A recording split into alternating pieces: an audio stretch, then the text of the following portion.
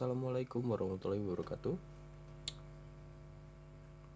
Jumpa lagi di channel Guntur Tutorial. Kali ini kita mau bikin tutorial mengenai Excel atau Microsoft Excel ya.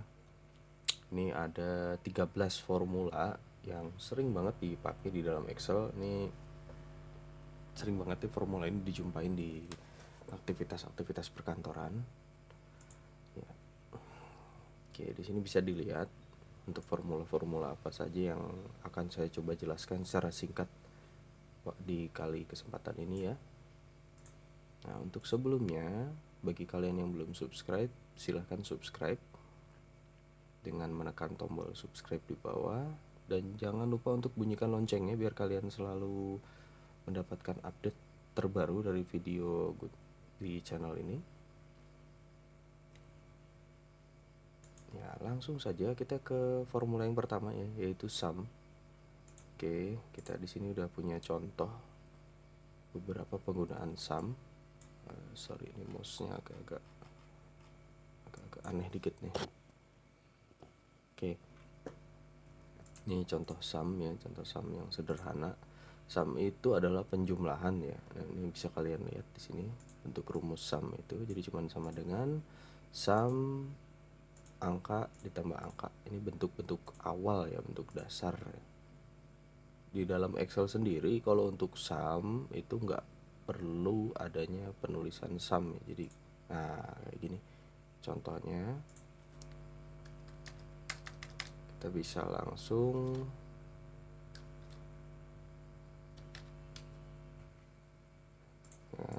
langsung aja gitu, jadi nggak perlu sum tutup kurung buka kurung kayak gini, nggak perlu.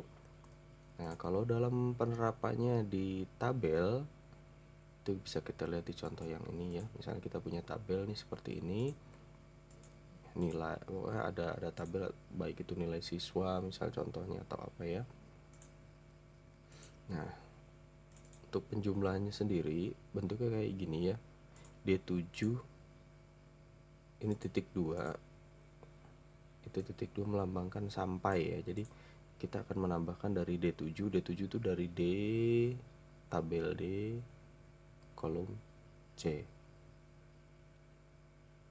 atau kebalikannya ya. Sorry ini kolom D baris C ya. Baris ke 7. Jadi D7 sampai D10 ini kita jumlahkan semua.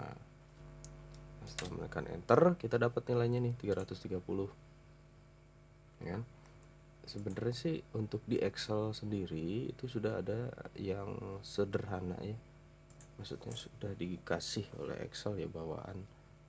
Jadi cukup kalian blokir ini, terus di sini ada nih auto sum. Kalian mau sum, average atau yang lain-lainnya, cuman sekarang kita fokus dulu ke sum. Kita cukup klik saja ya. Jadi kalian nggak usah repot-repot ngetik. Ini berlaku juga dengan penjumlahan ke samping, misalnya seperti ini ya, cukup di blok auto sum. Nah, dia akan memberikan nilai di sebelah sini ya, untuk nilai dari 4 ditambah 5 ditambah 6 ditambah 7. Oke, kita lanjut ke bentuk sum yang lain ya. Oh iya, sebelumnya bentuk sum itu bisa kalian loncatin, jadi makanya kayak yang gini tadi ya. Cuman si sumnya ini berupa alamat. Jadi alamat itu maksudnya gini, bisa kalian lihat, jumlahkan nilai kalau nilai yang ada di D8. D8 itu D baris ke 8. Ini D8 ya.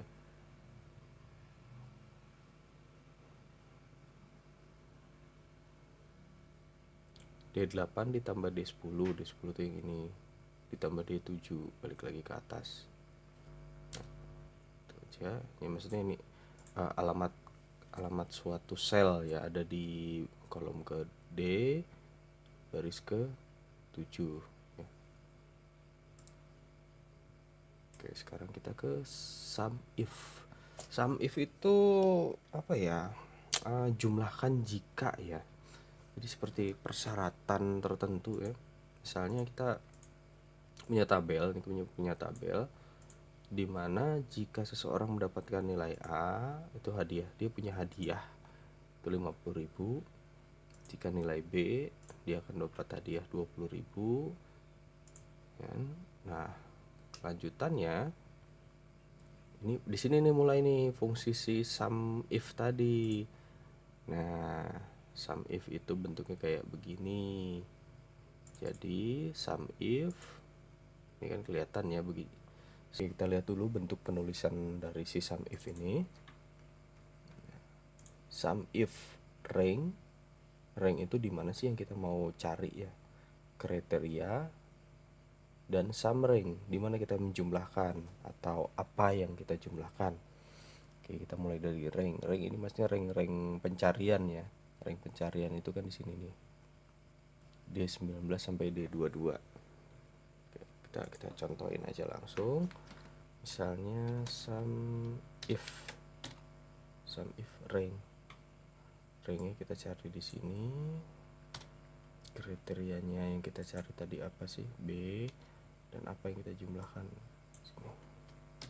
Tutup kurung, jangan khawatir ya kalau kalian lupa tutup kurung, itu langsung tekan enter aja nggak apa-apa. Secara otomatis Microsoft Excel akan memberikan tutup kurung perbaikannya. Nah, di sini logikanya adalah kita akan mencari ada berapa jumlah B di dalam suatu tabel. Ada berapa nilai B di dalam suatu tabel, dan secara otomatis kita akan menjumlahkan hadiah semua orang yang mendapat nilai B. Nah, nilai B di sini nggak perlu sama ya. Jadi misalnya kita ganti dengan 15.000. Nah, terlihat kan dia otomatis berubah. Ini apa ya? Oke. Nah, seperti yang sudah saya sebutkan di atas tadi, kalau untuk penjumlahan itu sum kita bisa menuliskan plus saja langsung tanda tambah ya. Nah, untuk pengalian pun sama. Kita di Excel itu bukan pakai tanda X atau kalian nulis X ya, tapi apa ya, bahasa kita bintang ya nyebutnya ya. Nah, kalau untuk pengurangan biasa sama persis dengan plus tadi, kita cukup menuliskan minus di sini mengurangi. Nah, untuk pembagian sendiri hanya pakai garis miring yang seperti ini ya. Jangan terbalik, kalau terbalik akan jalan. Jangan sampai terbalik garis miringnya. Oke, kita lanjut ke formula yang berikutnya. Formula berikutnya adalah if ya. Jadi misalnya if itu jika, jadi menunjukkan nilai dimana kondisinya adalah if. Baik, di sini misalnya saya terangin dulu. Kita nggak usah ngeliat ini dulu. Kita ngeliat dulu kondisi dari if tadi. Jika memiliki nilai lebih dari 50, maka seseorang akan dinyatakan lulus. Dan jika kurang dari 50, seseorang akan dinyatakan gagal. Ya. Kita lanjut ke tabel yang di bawahnya. Untuk nilai patokannya kita taruh dulu. Tadi kondisinya 50. Ya kan? Sekarang kita taruh nilai if-nya itu di sini. Ya kan? Jadi misalnya Ahmad deh. Kalau Ahmad memiliki nilai lebih dari 50, dia akan lulus. Jika Ahmad memiliki nilai kurang dari 50, maka dia akan gagal. Nah, di sini kondisi if akan kita taruh di hasil ya. Kita kasih nama hasil biar enak melihatnya. Ini patokan bisa diubah-ubah, suka-suka aja, karena buat patokannya di sini yang dipakai 50. Oke, nah ini bentuk penulisan dari if dalam kurung logical test ini yang tadi ya, misalnya lebih dari 50. Jadi jika nilai lebih besar dari patokan, nah ini tandanya lebih, jika nilai lebih besar dari patokan, patokannya F9 ya, D, E, F. Ya, kolom D baris ke 9. Test value if true. Value nilainya jika benar, lulus. Ini value if false. Aduh, ngantuk, habis minum obat. Oke, value if false nih kalau nilainya berbeda gitu ya. Ini kita bisa ganti. Ini sebenarnya bisa kita ganti nilainya jadi misalnya coba lagi ini lulus, kita ganti. Oke, kita lebarin dulu sedikit. Nah, di sini nilai patokannya 50. Kita coba kalau nilainya Ahmad 60 ya, 60 aja deh. Kan? Sedangkan yang ini masih tetap gagal. Karena apa? Karena ini belum dirubah. Ya kan? Tapi kalau udah dirubah nanti value-nya dia akan ngikutinnya. Oke, nah ya, ini ada tanda dolar. Ini tanda dolar itu maksudnya biar nggak merubah kepatokannya. Jadi kalaupun kita tarik seperti ini, kita perbanyak, nah si patokannya tetap di sini. Sedangkan yang kolom D itu akan berubah mengikutin yang ada di sampingnya ya. Jadi kalau kita tarik, dia akan ikut turun nilainya ngecek ke sini. Yang di sini akan ngecek ke sini. Ya kan? Tuh. Sedangkan yang dikasih tanda dolar itu tetap di atas. Jadi kayak yang dikunci nilainya, dia nggak akan ngelihat sel kemana-mana ya. Oke, sekian dengan if. Kita lanjut ke fungsi yang berikutnya atau rumus yang berikutnya ya. Nah, di sini adalah count. Ini count sendiri ada beberapa tipe ya, cuman sekarang kita bahas 3 tipe aja secara globalan. Count yang pertama itu bentuk penulisannya hanya sama dengan count. Nah, fungsinya sendiri dia adalah menghitung angka. Jadi kalau di dalam tabel itu nggak ada angka, dia nggak akan dihitung. Bentuk penulisannya kayak gini, sama dengan count dalam kurung D4 sampai D9. D4 itu kan tabel D mulai dari D4 sampai D9 ya. Nah, di sini terlihat nih D4 sampai D9. Di dalam D4 itu ada kolom berisi huruf nilai. Dan di kolom D9 itu kosong. Coba kita isi angka 5. Nah, di sini count akan berubah menjadi 5. Karena apa? Count pada dasarnya akan menghitung sel yang memiliki angka 1, 2, 3, 4, 5. Ya kan? Ada 5 ya. Tapi kalau kita ganti jadi huruf, dia nggak akan menghitung. Untuk count ya, untuk count dia nggak akan menghitung. Nah, berbeda dengan count A. Count A itu dia ngitung semua sel, mau ada data mau nggak ada data dia hitung. Bahkan kalau kita tulis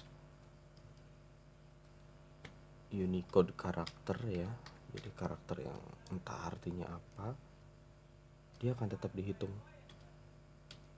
Bahkan hyperlink juga dihitung ya. Oke, untuk penulisan count A itu sebenarnya nggak beda jauh ya dengan count biasa, sama dengan count A gitu aja.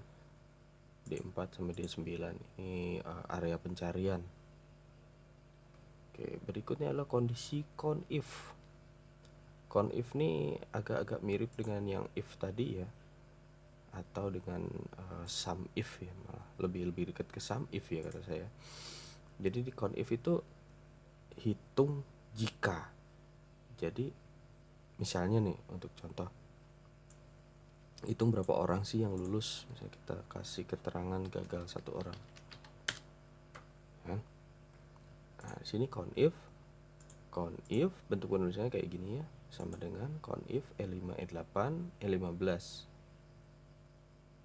Oke, kita coba ulang.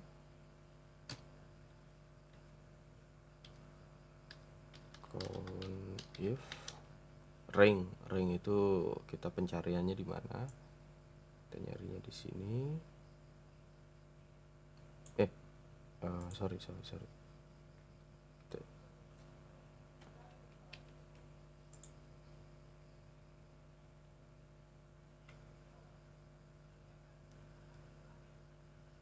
Oke, conif itu adalah hitung jika ya, mungkin mendekati mungkin mirip dengan sum if ya, jumlahkan jika. Nah, sekarang hitung jika ya. Untuk penulisannya sendiri bisa kalian lihat di sini ya kan. Coba kita tulis ulang, conif ring. Kita nyari apa sih ya, kita kan butuh tadi mau nyari berapa orang yang lulus ya. Kita nyari di kriteria tulisan lulus ada di mana nih? Tulisan lulus misalnya kita taruh di sini aja ya, kita taruh sini ya, G15. Oke, misalnya kita tulis gagal, rumusnya terus kita hapus dulu, kita isi. Ya, kita cari count atau hitunglah jika kondisinya gagal, dia dapat gagalnya 1 orang. Kalau kondisinya lulus, kita ganti ada 3 orang yang lulus. Oke, saya anggap cukup mengerti di sini karena ini rumus-rumus yang simple. Untuk dalam pengerjaannya bisa digabung dengan rumus-rumus yang lain ya. Berikutnya kita ke rumus atau formula match. Match ini mencari posisi ya, kalau kata saya sih ya, mencari posisi dalam suatu tabel, tapi harus benar-benar yang sama biar nggak nyasar ya. Bentuk match sendiri ini kayak gini ya. Kalau mau ngelihat misalnya kita dalam tabel match, dia ada lookup value, yang mana sih yang dicari, kita taruh di sini. Terus nyarinya di mana, match type-nya. Nah, match type di sini saya pakai yang 0, jadi benar-benar sama. Oke, kita contohkan untuk penulisannya, misalnya match selalu diawali dengan sama dengan ya, match dalam kurung lookup value, apa sih yang kita cari, kita misalnya taruh di sini, koma, kita nyarinya di mana, di sini misalnya ya.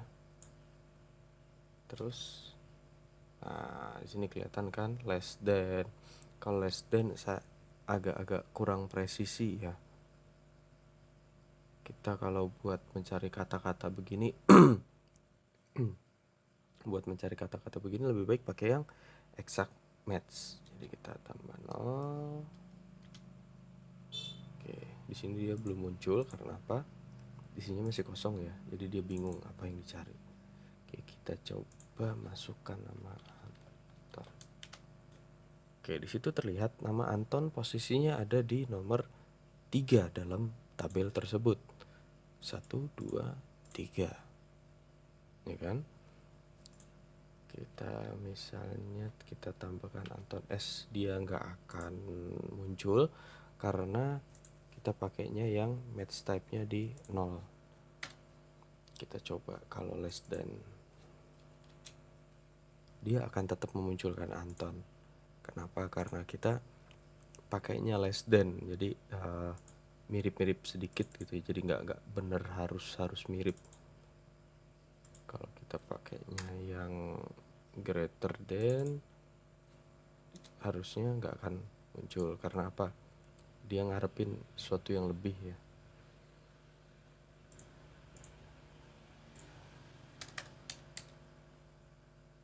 untuk nama lebih baik pakai yang 0. Oke, kita cukup ya untuk formula maths-nya. Kita lanjut ke formula yang berikutnya, itu lookup. Nah, lookup sendiri itu sebenarnya punya dua ya. Jadi ada VLOOKUP dan ada HLOOKUP. Kita mulai dulu dari VLOOKUP. VLOOKUP itu apa ya, vertical lookup ya. Jadi mencari nilai secara vertikal dan menunjukkan hasilnya. Ya, misalnya kita langsung aja nih, kita punya tabel kayak gini ya. Tabel siswa dalam kondisi nama, nilai, ya ini yang patokan tadi ya. Ini pakai if ya. Nah, misalnya kita punya suatu kolom yang ingin menunjukkan, atau jadi begitu kita inputkan nama, nilai kondisinya pun akan muncul ya. Nah, ini bentuk dari VLOOKUP tadi. VLOOKUP sama dengan VLOOKUP dalam kurung B15. Nih B15 apa sih, di mana sih kita nyari apa gitu ya. Kolom B baris ke 15. Lookup value di sini tabel array. Kita nyarinya di mana? Kita nyarinya dari sini sampai ujung sini ya. Jadi dari C6 sampai F. Ini C, D, E, F ya, ketutupan rumus ini F ujung yang di sini 13 ya. Terus column index number. Column index number tuh kita nyarinya kan mulai dari C ya, 1, 2, 3, 4. Nah, kolom mana yang kita mau tongolin, atau kolom mana yang mau kita perlihatkan? Kita mau memperlihatkan kolom kedua. Jadi kedua tuh 1, 2. Ya kan? Terus rank lookup ini false. Kenapa saya pakai false? Di sini sebenarnya dia ada beberapa nomor false sama true.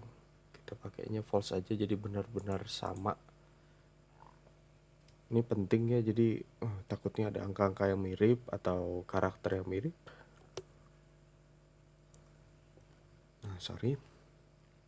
Takutnya ada karakter yang mirip, dia tetap dia nggak akan menampilkan yang mirip tadi ya. Jadi hanya yang sama persis.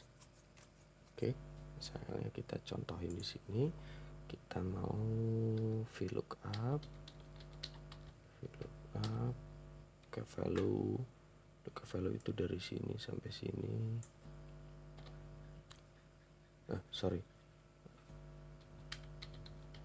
Kebanyakan VLOOKUP. Kita mau nulis nama di sini misalnya, koma, tabel array, kita mencarinya di mana sini.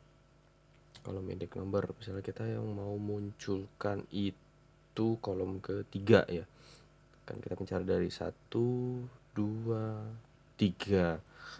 Kolom 3 false. Oke, kita tulis namanya Ahmad. Di sini gagal lulus ujian karena nilainya cuma 20. Oke, kita coba review sedikit soal HLOOKUP ya, karena pada dasarnya sih sama, cuman bedanya hanya mendatar sama lurus gini aja ya, sama vertikal dan horizontal aja. Nah, misalnya kita punya tabel nih. Di setiap nilai A dapat hadiah ya. Kita mau nyari nilai B. VLOOKUP dan HLOOKUP beda di sini aja ya, cuman dia di sini bukan tabel ya, tapi baris keberapa yang akan kita munculkan. Itu aja sih bedanya, nggak berbeda banyak. Saya anggap selesai untuk rumusan yang ini. Kita lanjut ke round. Round itu apa ya, pembulatan. Misalnya kita punya angka nih, suatu angka biasanya ini kepake buat akunting, penggajian, ataupun kas ya. Cuman jarang kas yang di bawah 1 rupiah ya. Oke, misalnya kita punya uang 1.734 rupiah. Nah, ini 0,725 rupiah. Ini ada pembulatan digit ya. Pembulatan digit maksudnya begini ya. Kita mau bulatin ke atas. Kalau round itu sorry. Oke, kita punya tabel nih. Sorry. Ini round yang pertama itu dia langsung pembulatan aja ya. Jadi kalau di atas 7 dia akan ngebuletin ke atas, di bawah 5 dia akan buletin ke bawah. Misalnya kita ganti di sini jadi angka 4. Ya, terlihat kan dia membulatinnya ke bawah.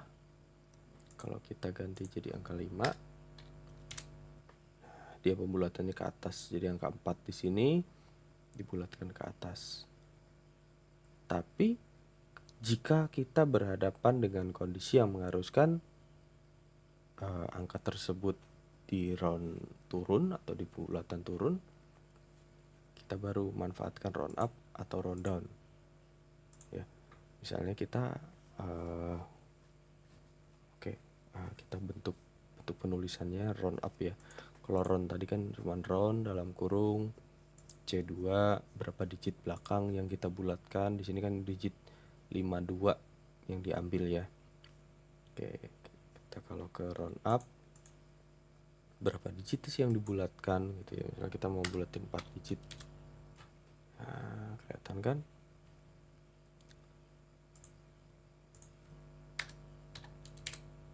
Bisa terlihat bedanya. Kalau 4 digit dia hampir, jadi pembulatannya 4 digit itu maksudnya berapa angka yang akan dimunculkan di sini ya. Jadi angka di belakangnya akan dibulatkan ke angka 4 ya. Misalnya kita round 1 nih. Jadi angka di belakang 1 digit pertama setelah pembulatan itu akan dimasukkan. Jadi angkanya 5250 terbacanya 6000. Nah, kalau round down itu kebalikannya. Dia akan membulatkan angka ke belakang. Di sini saya pakai digit 2. Jadi digit 2 cuman 2 digit doang dari belakang. Atau disisakan 2.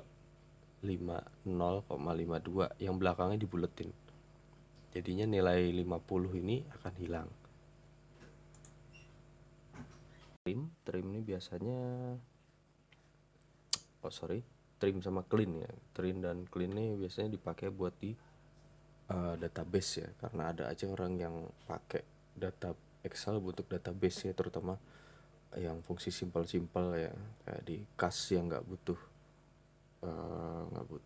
jaringan gitu, nggak butuh komputer ada 2 atau ada 3, jadi nggak perlu SQL atau database yang lain ya.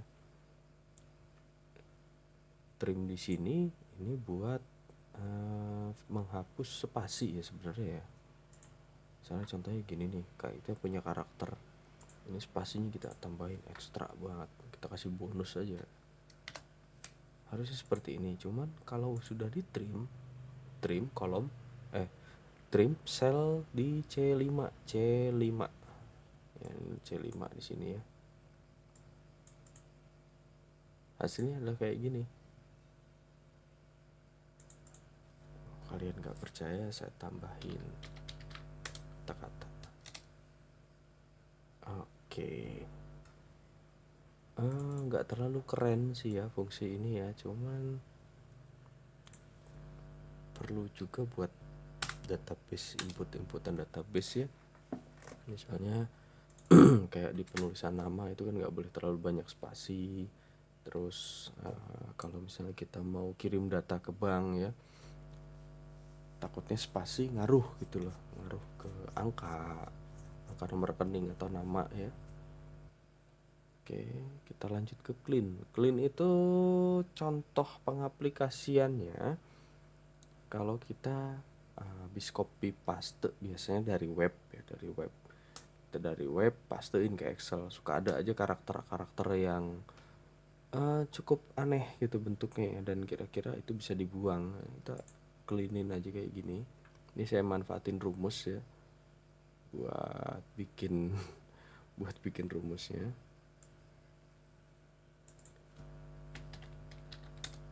Oke, di sini ada titik nih kan, kalau kelihatan ya. Cuman setelah di clean, rumusnya persis, susunan rumusnya persis sama, cuma beda perintahnya aja ya. Clean sama trim. Nah, udah gitu doang. Simple, tapi ini kepake. Yang ini terutama ini sering banget kepake ya. Oke, kita lanjut ke rumusan Excel yang berikutnya, yaitu proper, lower, dan upper. Kita mulai dari proper. Oke, misalnya kita punya kata-kata seperti ini. Latihan Excel itu sangat melelahkan, kan? Nah, fungsi proper itu adalah bahasa kita ya, mengkapitalisasi huruf pertama di setiap kata. Nah, bahkan sampai kata penghubung pun akan dikapitalisasi depannya. Dan seharusnya sih kalau menurut bahasa Indonesia ini nggak usah ya, nggak usah dikapitalisasi ya tulisan dan itu. Oke, ada lagi lower. Lower ini kebalikannya ya. Jadi semuanya dijadikan huruf kecil ya kalau bahasa kita ya.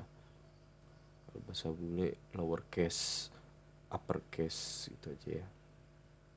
Nah, ini adalah kebalikannya dari lower yang tadi. Untuk perintah lowernya kayak gini doang sih ya, sama dengan lower. Proper juga sama dengan proper. Untuk upper juga sama dengan upper C4. C4 itu yang ini ya, sel C4 kolom C baris keempat. Oke, ini kepake buat penulisan nama ya, terutama nama.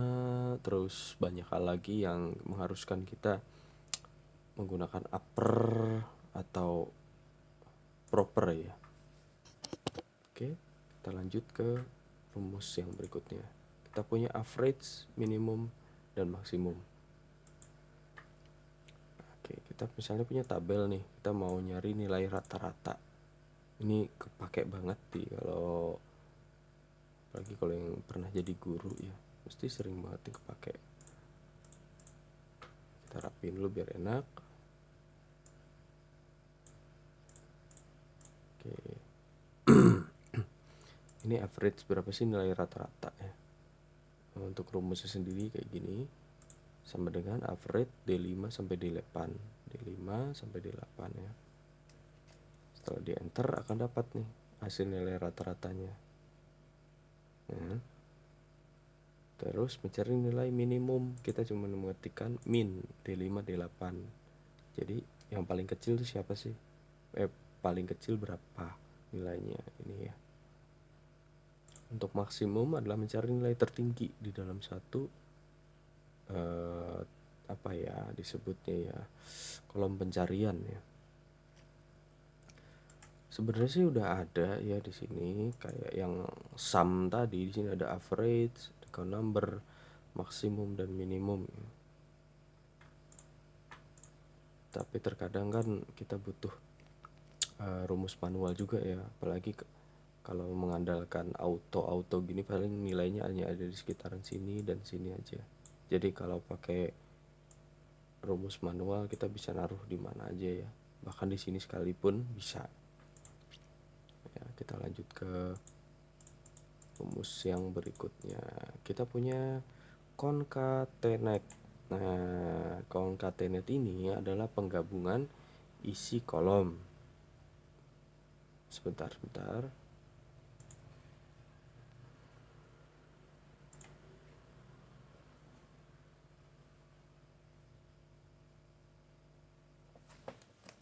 Concatenate ya, seperti yang udah saya bilang tadi, itu adalah penggabungan kolom. Untuk contohnya, misalnya kita punya 3 kolom seperti ini, atau kita buat kolomnya jadi, oh iya, kalau dalam kemarin itu HRD bentuknya begini, nama,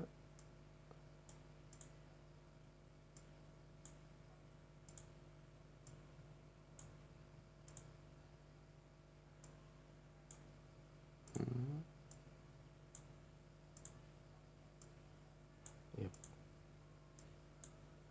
Nah, biasanya ini untuk mengurangi kesalahan ya, untuk mengurangi kesalahan. Jadi biasanya orang kalau di KTP kan begini ya, apalagi kalau contohnya staf ARD ya, staf ARD kalau nginput begini-begini biasanya. Oke. Nah, suatu saat kita butuh penggabungan nih, Ahmad lahirnya di Bandung, tanggal lahirnya. Kita nggak perlu repot untuk ketik satu-satu Ahmad. Misalnya kita Ahmad lahir di Bandung tanggal 18 Januari 2000. Itu kita nggak perlu ngetik kayak gini. Kita cukup manfaatin rumus Excel, ada namanya concatenate. Oke, kita mulai ya. Bentuknya kayak gini, sama dengan concatenate yang mau digabung F10 di sini. Terus kita tambahin koma, selalu ditambahkan kutip ya setelah itu ya. Ini di sini diinputkan apa sih yang mau digabung. Kalau kita mau kosongkan juga bisa. Terus lanjut kutip lagi kutip 2, koma. Nanti koma yang ini nggak akan muncul, jadi hanya yang ada di tengah-tengah antara kutip ini ya yang muncul ya. Oke, sama kelanjutannya semua. Oke, kita udah dapat penggabungannya Ahmad Bandung 18 Januari 2000. Sekarang kita mau bentuk seperti ini ya. Concatenate Ahmad spasi lahir di, atau kita biar agak manis sedikit kita kasih koma dulu, koma spasi ya kan, koma spasi ini akan tampil ya, jadi koma spasi ini akan tampil. Lahir di, jangan kita kasih spasi biar mepet ke Bandung. Oke, di sini baru koma lagi. Sorry di sini koma lagi, spasi lahir di, pada tanggal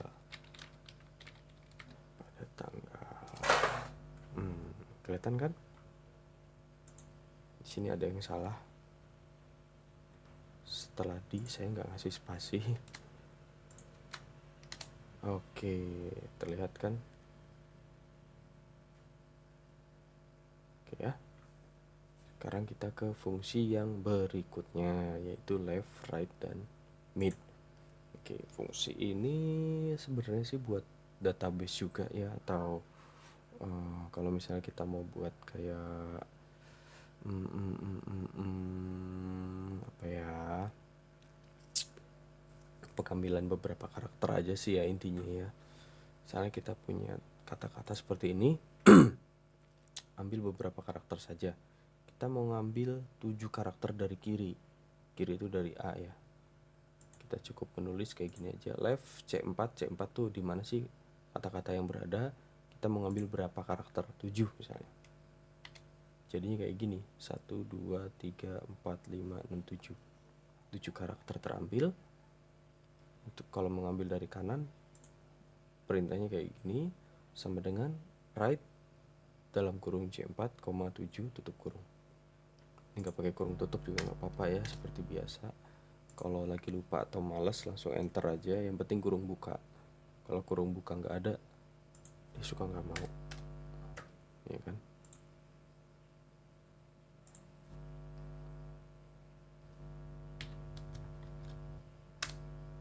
Oke, nah di di sini kita ada lagi mid, namanya tuh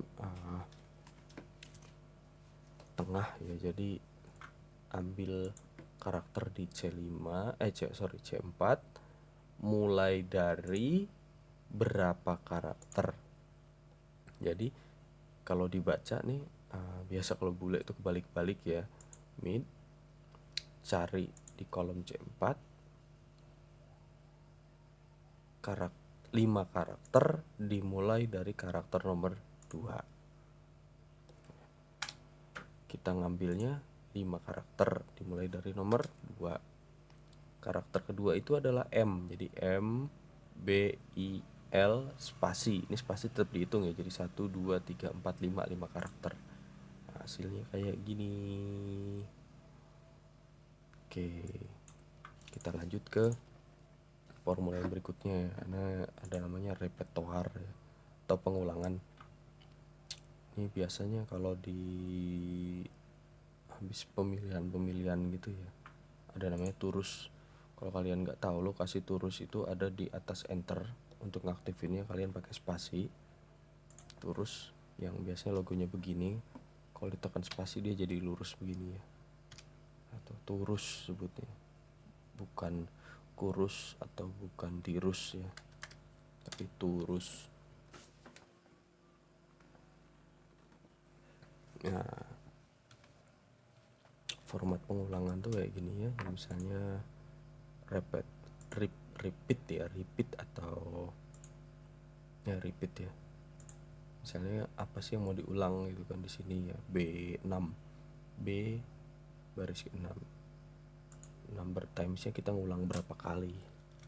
Di sini ada kita mau ngulang D9 itu ada di 20. Kalau kita mau perbesar lagi atau cuma 2 biji juga bisa. 2 biji. Saya harap kalian udah paham ya buat alokasi atau pencarian sel.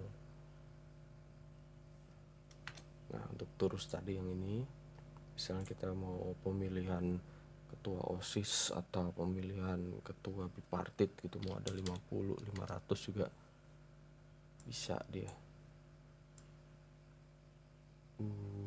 Panjang banget. Tapi saya nggak akan ngitung untuk kepastian angka A-nya, huruf A atau turusnya ini ada benar 500 atau enggak, karena capek ya. Langsung aja kita ke formula yang berikutnya, yaitu date. Date nih masih balik lagi ya, sebenarnya gabungan di concatenate tadi kita bisa gabungin di sini. Seringnya di beberapa tempat ya. Jadi kalau ARD itu suka kesulitan nentuin tanggal bulan, terutama kalau di bawah 12.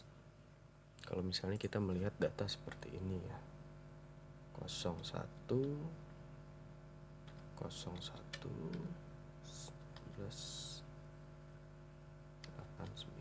Nah, ini bagi sebagian orang adalah tanggal 1 Januari.